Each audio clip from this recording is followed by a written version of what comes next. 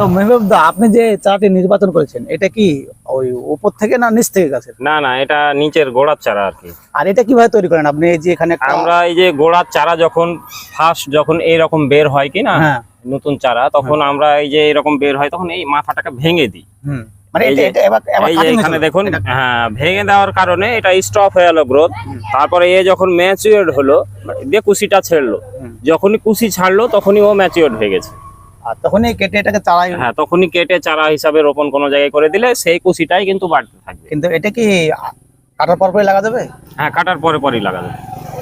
কেন বলছি যে এই যে গোড়ার চারা যেটা হয় সেটাই দেখুন এইখানে যে শক্ত থাকে, এই ক্যাম্বেল লেয়ারটা খুব শক্ত।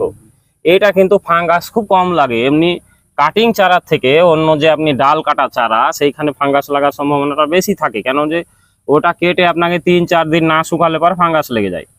আর এইখানে গোড়া যে চারাগুলো দেখুন, এর যে গোড়ার গিটটা খুব কিন্তু শক্ত। এটা কি ক্যাম্বেল আর বের করতে হবে এটা? হ্যাঁ, ক্যাম্বেল লেয়ার বের করতে হবে। এই যে কাটার পরে এই যে ক্যাম্বেল লেয়ারটা আমরা এরকম হালকা বের করে দিলাম। দেখুন এই গোড়ার চারার ক্যাম্বেল লেয়ারটাও খুব মোটা হয়। সেই কারণে হ্যাঁ, এটা যত মোটা হবে জড়টা তত ছাড়বে, আর জড় যত ছাড়বে তত গাছ কিন্তু মজবুত হবে। মানে এটা কাটার পরপরই লাগানো যাবে? হ্যাঁ, কাটার পর পরই লাগানো যাবে। সে আমরা তো লাগিয়েছি, কিছু হয় না।